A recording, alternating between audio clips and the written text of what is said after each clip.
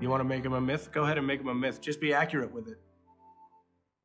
You know, if he could walk on water in these myths, then let him have a beer every once in a while and let him hang out with his friends and let him be gracious and let him be sensitive and let him be funny and let him be all the things that he was.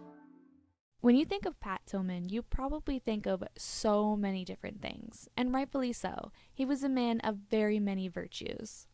From his outstanding football career with the Arizona Cardinals to enlisting into the military after the September 11th attacks with his brother. And when it came to Pat Tillman's military career, it was just as important as his football career to him, if not more so, because A, he was fighting for his country, and B, he was a squad leader. He had people underneath him that needed to know what they were doing in combat, needed to know they were safe, and they needed to know who the enemy was, which is an important detail. And you may ask yourself, why, Luna Lore? Why is that an important detail? Well, for those who do not know, unfortunately, Pat's demise has a big involvement with the military and government cover-up, and the lengths they went to lie to his family, to cover up the truth about what really happened. But Pat was so much more than a tragic tale of a fallen soldier. He was kind, caring, funny, gracious, and loved a cold beer in his hand. So, before we jump down the rabbit hole and discuss the details of the case, let's go ahead and pay tribute and respect to a really special person. If any of you would like to send Pat flowers or plant a tree in his honor, the link will be down below. Also, with the new evidence that will be coming to light, do not harass any of the individuals that are involved. Thank you, and let's get into the video. Patrick Tillman was born to parents Mary and Patrick on November 6, 1976, in San Jose, California. The eldest of 3 boys, Pat was a caring and protective brother and a natural leader with a tendency to push limits in life, the classroom, and on the field. At Leland High School in San Jose, California, 1990 to 1994, that challenger mentality would become his signature. His diligence and relentless curiosity amazed almost everyone he came into contact with. In high school, he was a star who led his team to a Central Coast Division I football championship after he was told he was too small to ever play football. Since he was beyond talented on the football field, this is what led him to gaining the scholarship for Arizona State University, which he attended after he graduated high school. At ASU, it was no different for Mr. Tillman. He was thriving on the field and the classroom. The linebacker helped his team to achieve an undefeated season and to make the 1997 Rose Bowl game. He won the Pac-10 Defensive Player of the Year award and was selected as ASU's Most Valuable Player of the Year in 1997. Tillman also earned awards for his performance as a student, winning the Clyde B. Smith Academic Award in 1996 and 1997. And he also won the Sporting News Honda Scholar Athlete of the Year in 1997 and the 1998 Sun Angels Student Athlete of the Year. Tillman was selected by the Arizona Cardinals in the 1998 National Football League Draft. Over time, he earned his place as starting player and set a new team record for the number of tackles in 2000. Loyal to his team, Tillman turned down a lucrative contract with the St. Louis Rams to stay with the Cardinals in 2001. So, in summary, Pat was a goddamn absolute unit on the field. So much so that there wasn't one person who didn't recognize his talent, courage, charisma, skills, everything, you name it. Pat Tillman was that guy. Pat really did see himself having a somewhat of a long career with the NFL. Not forever, of course, because the NFL is a crazy daunting career in itself, all the physical restraints on your body and everything else. Even though he had such love, passion, and extreme talent for the sport itself, something else really deterred his career path when it came to football. And that something was the terrorist attacks of September 11th, 2001. As his feelings intensified, he just couldn't bear to be on the field anymore. He didn't feel like he was doing anything by playing football after the aftermath of the attack. He is quoted saying, "Sports embodied many of the qualities I deem meaningful. However, these last few years, and especially after the recent events, I've come to appreciate just how shallow and insignificant my role is. It's no longer important." Or in simpler terms, I ain't doing a damn thing for my country on this field. His military career began when his brother Kevin joined.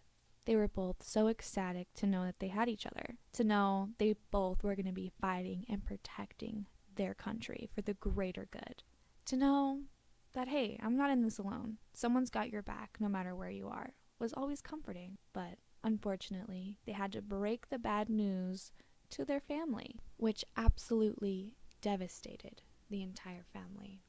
But the brothers wanted to prove to everyone that they wanted to fight for their country and fight for what was right. But to no surprise, when he decided to change career paths from NFL superstar to military personnel, it gathered a lot of media attention. Some had a hard time believing that Tillman would give up all the perks of being a professional athlete in order to fight for his country. Editing Luna here, I forgot to mention this earlier, but side note, something that was really strange and weird. When Pat decided to join the Army and enlist, he literally got letters of thank you and praise from the government and the president for him joining the military. So I don't know how many regular people are getting those. I know a lot of people that have been in the Army and military, like family members, and I've never heard them getting one, so must just be for celebrities only. But yeah, so back to the video.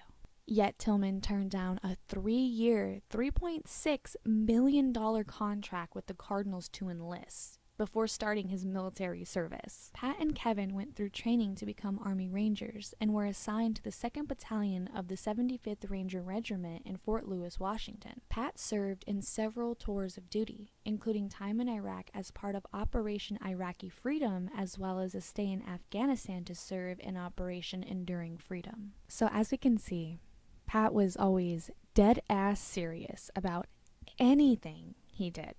It was not a game, it was not a joke, especially when it came to his career. And this is why he is regarded as such a war hero, who became a scandal. The government went to great lengths to portray that he was killed by enemy fire, and he was ambushed in the middle of the night. But in truth, we will discover what truly happened and still achieve justice and respect for Pat Tillman.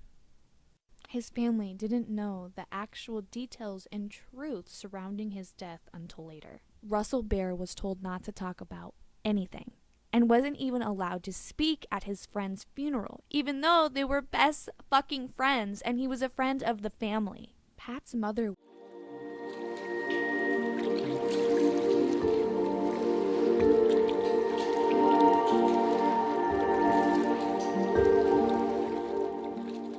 was called by the Arizona Republic, and a reporter asked her for her thoughts on how she felt when it came to the military's new speech on the details about how Pat died.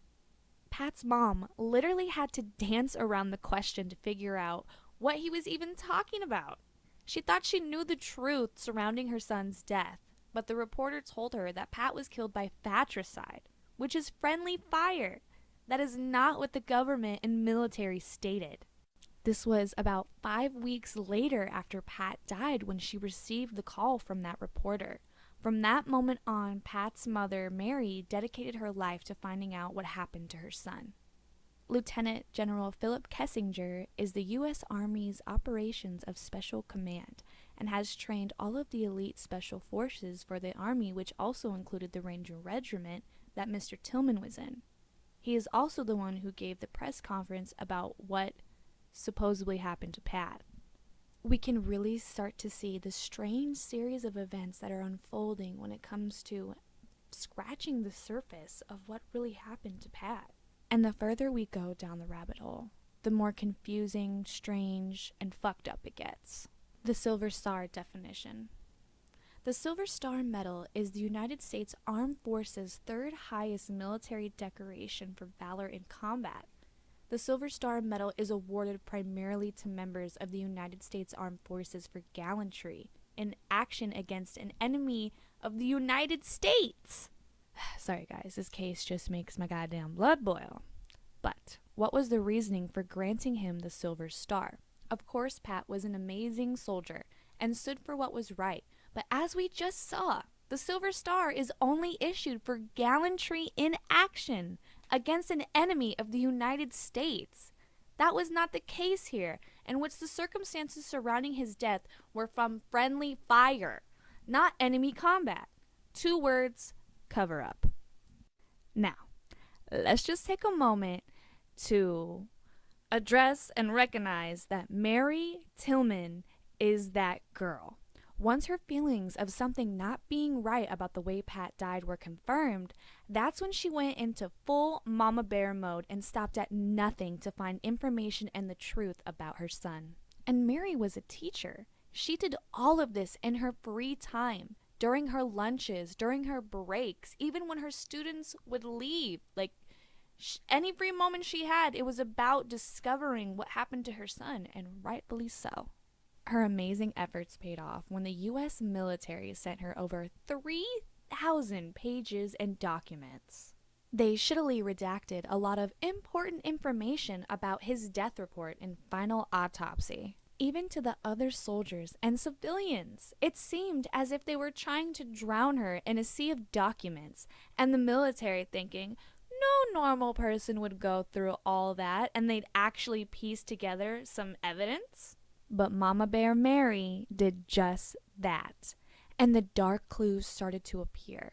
Since a lot of the main information was blocked out, she and people assisting her were able to fill in the blanks as if they were playing a crossword puzzle.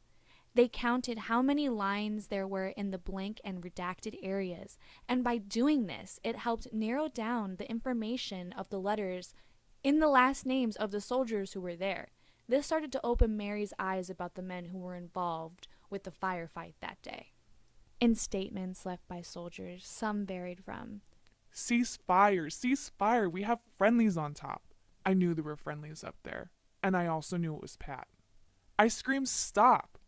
Oh God, no, what have we done? I saw Tillman wave his hands, yelling and screaming in our direction. They stopped and fired for 45 seconds to a minute. Why did you fire?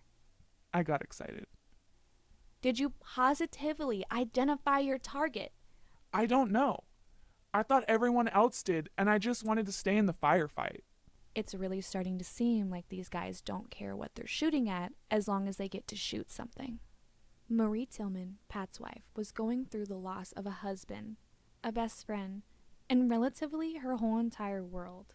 Only 3 days after the news broke about Pat, there were constant cameras on her lawn, not letting her grieve in private or have any personal space. It just so happened that the casualty officers, the people who bring your loved one's belongings back and things of that nature when they pass in combat or in military, tried to pressure her into having the funeral in Arlington with full military honors. Pat did not want that, in fear his death would be used as a public relations stunt. His premonition was so strong in his mind that he smuggled a copy of his final wishes to Marie. In his own writing he wrote, "I do not want military involvement." The casualty officers did not know about this and really thought, since she was so heartbroken, that she would easily give in to the funeral demands, but they were sorely mistaken. The casualty officers decided to speak to the media. The same media that's outside her fucking house, hounding her and not giving her any respect in her personal privacy or grieving. And when they talked to them, this is what they said: that they wanted to make it easier on her and are here to help. And then these motherfuckers started to cry. But when you think about it, how are they even gonna help her? They didn't bring any of his belongings to her that they said they were going to do. They said they were going to be given upon arrival, which you can see in the clip. The only thing they brought back was an empty backpack. They didn't have any items of Pat's. Not a single one. And we'll find out why. Pat never wanted to have his reasoning for joining the Army aired out to the public. But once 9/11 happened, they recorded all of the players from the NFL talking about it and if they would join. They put Tillman's up on a jumbotron at the Cardinals Stadium in front of his family, friends, wife, fans, and people all across the United States and world. They broke his one wish. They felt that going into Afghanistan was the right move after 9/11, but they soon discovered that they were being deployed to Iraq, which Pat did not like. He was so unhappy about the things he saw and stated how wrong it was for us to be there and that we should leave that land immediately. He was very, very vocal about that.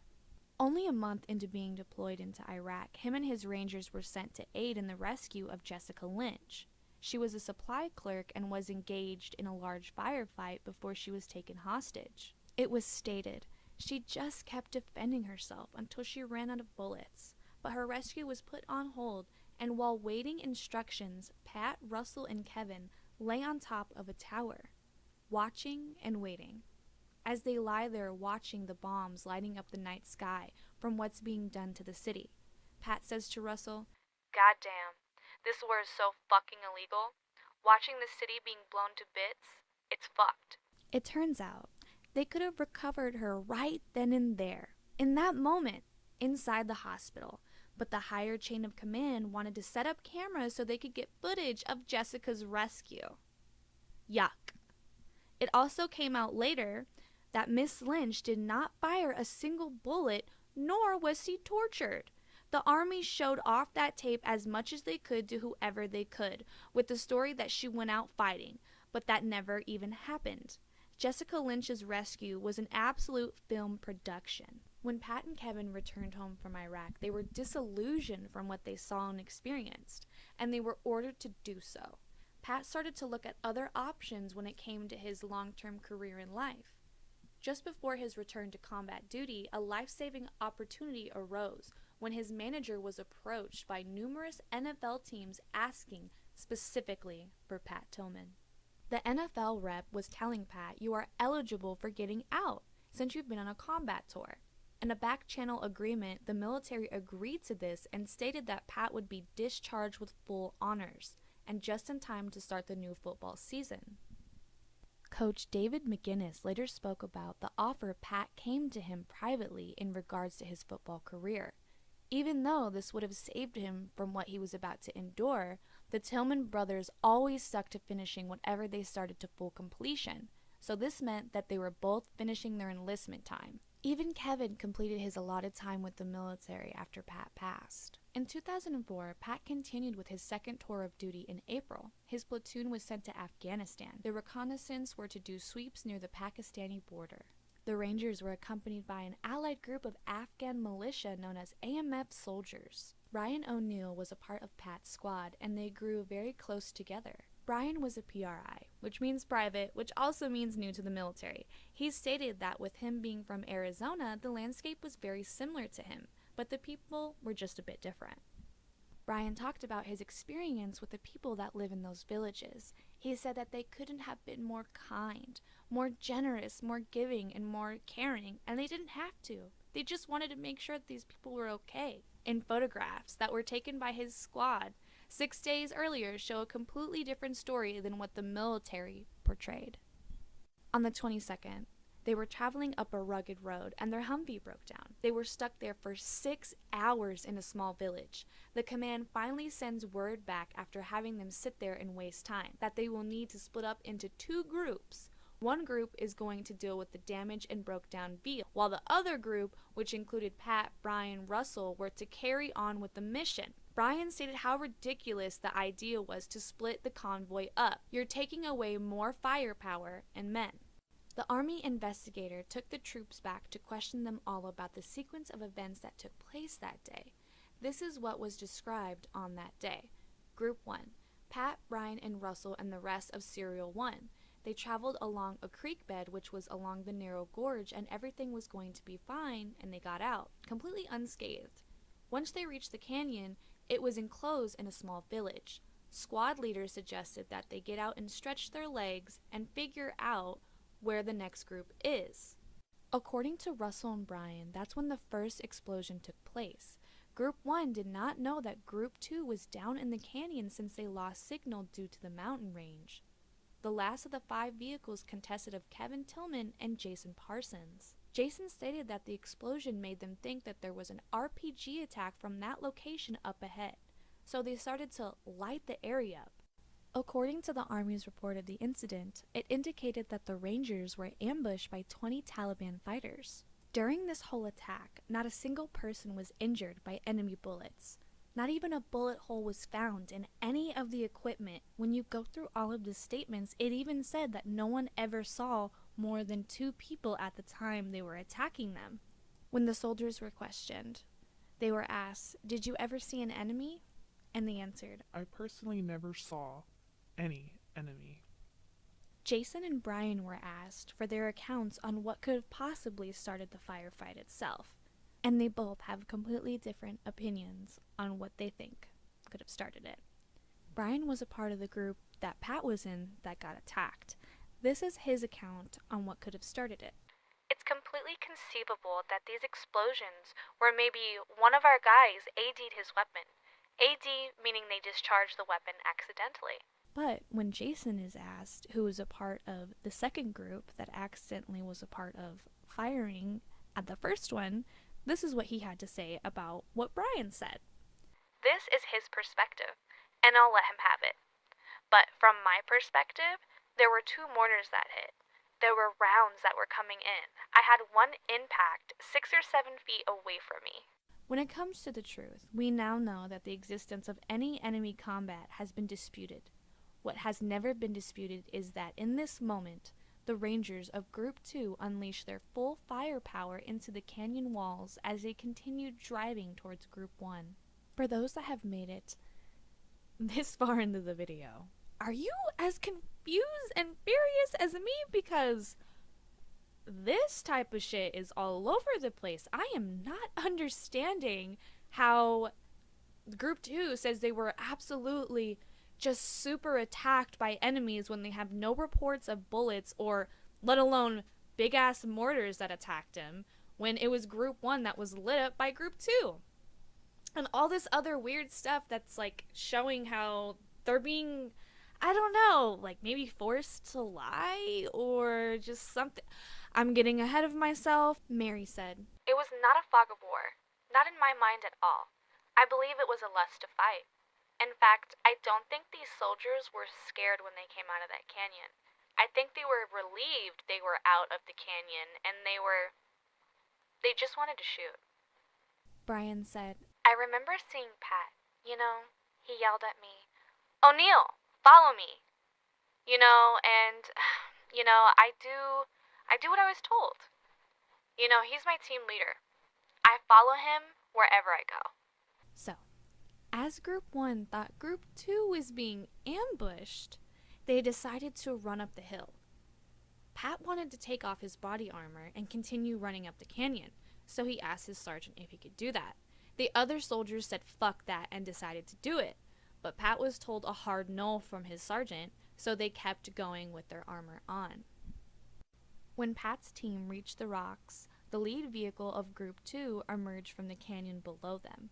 The lead vehicle had Kevin and Jason and the rest of the convoy behind. It pulled into the clearing, and the soldiers on board took aim directly up at Pat's team. The AMF soldier standing next to Pat was shot 8 times in the chest and dropped dead. Russell, who was a part of Pat's team, said, People started to yell, "Cease fire." And people started to think, hey, I think they're fucking shooting at us. And, then we knew. No shit. They were firing at us. Brian said, A 50 cal can shoot 900 rounds a minute, and it could have been no less than a minute that they were shooting at us. You could see on the rock all the marks from the round, all except the spot where I was lying. I just remember thinking, I'm gonna die. And asking Pat, what are we gonna do? What are we gonna do? How are we gonna get out of this? And he said, I got an idea. He popped a smoke grenade and threw it, and they stopped shooting at us. And me and Pat stood up and let our hearts down for a second. I just remember looking at Pat and asking him, how could that happen? How did they not see us? And he couldn't answer me. He didn't know. He was actually more afraid for the guys that had just got done shooting at us and how they were going to be in trouble. But the soldiers did not get in trouble because the military always maintained that what happened next transpired in only 4 seconds. Pat's dad said, For years, we got the story that he was shot from about probably 200 or 300 yards away. They were going about 25 to 35 miles per hour. firing wildly into the right, and Pat and the Afghan soldier were just an unfortunate consequence of people being excited. But Brian O'Neill has said in no uncertain terms, was that the case? Key figures like the family members, Brian, Russell, and other individuals that were a part of his military career were a part of a documentary that the family made to really show all the crazy shit that was going on with how they tried to cover up this case. Please go watch this documentary. It is amazing. The only downside is that, unfortunately, Harvey Weinstein was like the director of it, but aside from that bombshell, let's go ahead and talk about what Brian, Russell, and everyone else said during this documentary. Brian said, "Today was the first day I've ever actually seen this PowerPoint, but it's really interesting to see it from this perspective now. I don't think this video is accurate because it depicts that they were moving continuously through the valley where they were driving. In actuality, from my memory, I remember them stopping and firing on 2 occasions. Russell, You know, they stopped and then they drove forward and then re-engaged us, dismounted, and then started re-engaging us again. At that point, we thought we were all going to die. I remember putting my weapon on fire and having my finger ready on the trigger, knowing that these were my buddies down there and knowing that they were going to kill us and kill everybody. I was, a second away from just lighting them up and killing them all, and I could have done it. Brian, I started to say a prayer out loud, and it was something like, "Oh God, please, if you can help us out of this situation, I'll be very grateful, and I'll do what I can to repay you for this debt that I will owe you." And I remember Pat saying, "O'Neill, quit praying. You know God is not the one to help you now. This is reality. This is what we need to focus on." Pat said, "I don't want you going into some la-la land, not paying attention, and then getting yourself killed." I was actually grateful he said this. I was really trying to put my focus somewhere else and not keep it here. Pat, he saved my life. And all of a sudden, they started shooting at us. Again. And I just remember Pat yelling his name. Yelling, "I'm Pat Tillman. I'm Pat motherfucking Tillman. Why are you shooting at me?" I remember hearing the sound of a drinking fountain. Like when you press the button on the machine to get the water out of the drinking fountain, the sound it makes. And I just look to my side, and I see blood pouring down this rock that I'm sitting behind. I take off my helmet, and I throw it against the ground. And then I kind of black out. Pat's grandparents. I just heard this guttural scream, and I automatically thought, someone's dead. And it's the first thing I had. And I caught Mary about 6 or 7 feet outside her door, and she was collapsing. And I caught her, and she had a telephone in her hand. One sad thing, and I'll never forget this, but she went and got a picture of Patrick, and she had this picture, and she just kept saying, "April 22nd, 2004, over and over again. April 22nd, Pat is gone. April 22nd, April 22nd, April 22nd. Russell. I was with Kevin when he found out that Pat had been killed. He got out of the vehicle, and you could see there was a million things going through his head. There's absolute horror and shock, and I remember him screaming several times. I remember him taking off his helmet and slamming it to the ground. I remember our medic doc kind of coming up to him saying, "Hey, give me your weapon." And then I saw him go to his brother's body and just sit there. Brian. I remember seeing Kevin in his Humvee, and I was told by my Colonel Bailey to not tell him Pat was killed by friendly fire. Your career's on the line. Do not tell Kevin exactly what happened. Kevin got there only 5 minutes after the shooting. He was immediately separated from the rest of the platoon, and the platoon was ordered not to tell him what had happened. Russell was put on a plane with Kevin. He was ordered to escort Pat's remains back home and present them to the family with the flags on behalf of his country. Russell was terrified while doing this and scared of what was going to happen once the truth got out.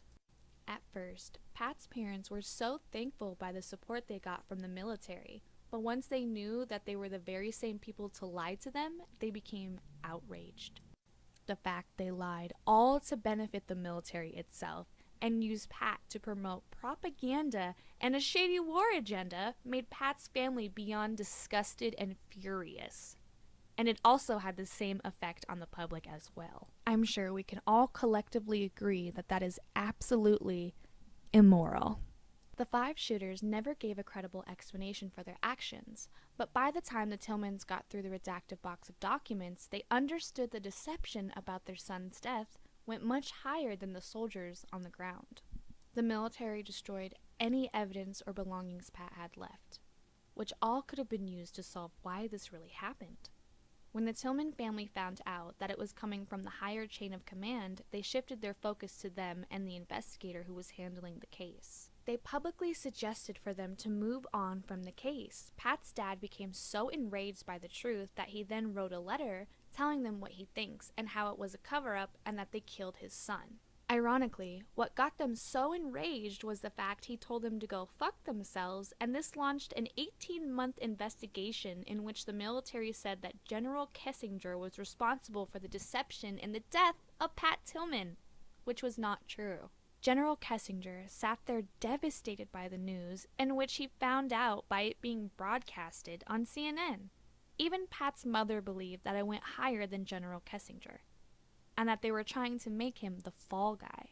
Mary stated, "There's no way this cover-up started at the 3-star level.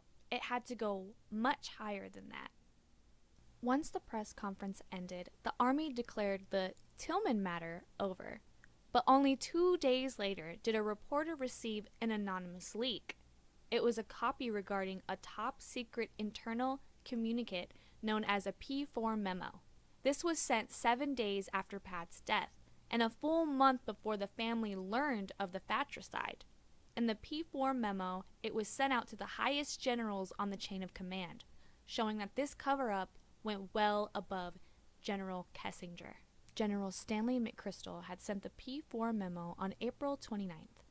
The document was only sent out because the Army had to make public speeches and the White House writers requested information about what had happened to Pat Tillman, so that the president could be aware as well, and it was all to hide the true explanations of the incident and to hide the military from the public embarrassment. When the president gave his speech before Pat's memorial service, he avoided the very fact of addressing how Pat Tillman really perished, pushing the war propaganda and the agenda further for public support. While America was being told the various details of Pat's death, the entire chain of command not only knew it was a lie, but they were urgently concerned about the implications of the truth and their actions once the public knew. With this new evidence, the Tillman family was able to take their case above the military, and in 2007, it was picked up by the House of Representatives, who convened the hearing to investigate if there was a cover-up involved with Pat's death. This is what Kevin had to say. Statement that just before he delivered the fatal burst from about 35 meters away, that he saw his target waving hands, but he decided to pull the trigger anyway. Such an act is not an accident. It's a clear violation of the rules of engagement. Writing up a field hospital report stating that Pat was, quote, transferred to intensive care unit for continued CPR after most of his head had been taken off by multiple 5.56 rounds is not misleading. Stating that a giant rectangle bruise covering his chest that sits exactly where the armor plate that protects you from bullets is being, quote, consistent with paddle marks is not misleading. These are deliberate and calculated lies. Writing a Silver Star Award before a single eyewitness account is taken is not a misstep. Falsifying soldier witness statements for a Silver Star is not a misstep. These are intentional falsehoods that meet the legal definition for fraud. Delivering false information at a nationally televised memorial service is not an error in judgment. Discarding an investigation that does not fit a preordained conclusion is not an error in judgment. Congress then asked if Miss Tillman would like to say anything as well, and she did not hold back. I think it's really important because before someone says anything to us, I want to say it first because we've been asked over and over again, well, what can we do for your family? How can we appease you? And it makes me sick. It's not about our family. Our family will never be satisfied. We'll never have Pat back. But what is so outrageous is this isn't about Pat. This is about what they did to Pat and what they did to a nation. And there is evidence in accumulation of what is about 12 binders on Pat's death. I've condensed it to 1 or 2. And this is evidence that something really awful happened. It's your job to find out what happened to him. We have an institution in place to find out what happened to him. And that's really important. And we're coming to you. Pat died for this country, and he believed it was a great country that had a system that worked. It's not perfect. No one has ever said that. But there's a systems in place to allow for it to work. And your job is to find out what happened to Pat, is to find out what happened to Patrick McCafferty, to what happened to Kenneth Ballard, to all the other soldiers. And by making up these false stories is exactly what Jessica said. You're diminishing their true heroism. It may not be pretty, it may not be like out of a John Wayne movie, but that's not what war is all about. It's ugly, it's bloody, it's painful, and to write these glorious tales is really a disservice to the nation. And the nation needs to realize this is an ugly war. Everyone should be part of it. Everyone should understand what's going on. And we shouldn't be allowed to have smoke screens thrown in our face. Thank you. Once the top dog generals were in the hearing, all you heard for the next 3 hours was excuse after excuse, and some variation of the phrase, "I don't recall." 82 times. The congressional hearing let the generals off and didn't find them at fault. They let the generals interrupt, and they were unsuccessful in the cross-examination of the generals. The generals laughed and shook each other's hand, congratulating each other on this win. One of the generals tried to shake Pat's father's hand and tell him that he's very proud of him and Pat, and trying to talk to him about nonsense. Mr. Tillman Sr. got very upset and tells the general to get away from him now, and keeps telling the general this over and over again. But the general will not listen up until Mr. Tillman Sr. loses his shit on him, and rightfully so. The family was hoping that in the last hour they would get some type of truth or justice for Pat. But as Pat's brother said, his mother did all she could to fight for her son, but the government moved the fence back. The Tillman family fought so hard to get justice and the truth for Pat. Even still to this day, they do not let any political figures use his name for any type of propaganda when it comes to said agendas. And the soldiers who were involved with said friendly fire that ended up in the demise of Pat Tillman were never ever brought to light and made to realize and acknowledge what the hell they really did. Until recently, allegedly, one of the soldiers that were involved with the friendly fire incident has come to light and has decided to go on a media press circuit to talk about how he was the one who killed Pat Tillman. And we're going to talk about Stephen Elliot. Allegedly, Stephen Elliot was one of the soldiers that shot Pat. He was demoted after the shooting happened. In his own words, this is what Stephen said about the incident. I remember thinking that if he had fired and without any other information to indicate a friendly position, that I should also fire.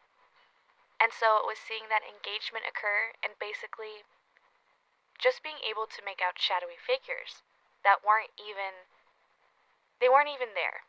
We were roughly 80 meters away. I couldn't distinguish enough to know that they were friendlies. So... Interviewer: so shadowy figures? You were trained to positively identify a target before you shot, right? Elliot: we were. After the shooting, he was sent to a regular unit and was no longer a part of Special Ops.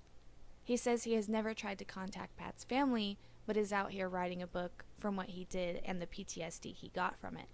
Side note, he has contacted Pat's family, and we'll get into that later. He's only spoken to older vets from Vietnam and World War II. He has never talked to someone who was in Afghanistan or is a soldier from this decade. He had never spoken out about the event, but is doing so 10 years later after he and his wife decided it was a great time to let it out. and that they knew it was a story people would pay attention to regardless of his involvement in the incident. He wanted to highlight his experience with the PTSD that the situation has caused him, and what the side effects were. Going back to Stephen's original statement, he said that he saw shadowy figures and couldn't distinguish between what was an enemy and what was an ally. Mind you, this event took place during the day, and Pat and everyone around him were identifying themselves by screaming their names and waving their arms in the air, and also threw smoke grenades. If you ask me, it's too many excuses and not enough accountability, especially from Stephen.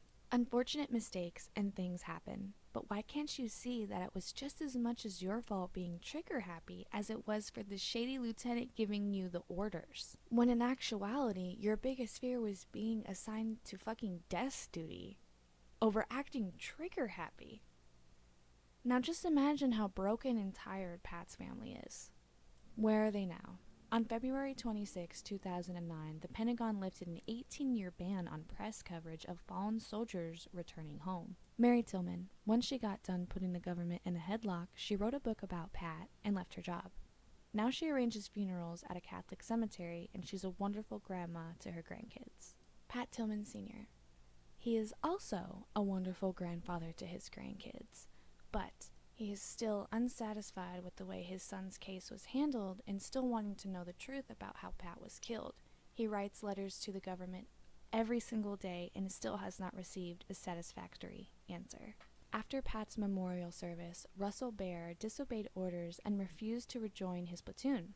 During those 3 weeks, he met a girl. 2 years later, they named their first son after Pat. Brian O'Neill. From the moment Pat was killed, Brian insisted to his superiors that friendly fire was to blame.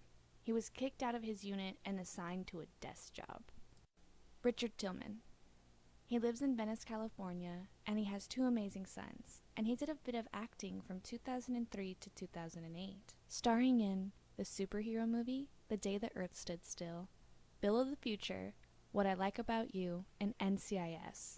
And he has written a children's book and does stand-up comedy. Marie Tillman.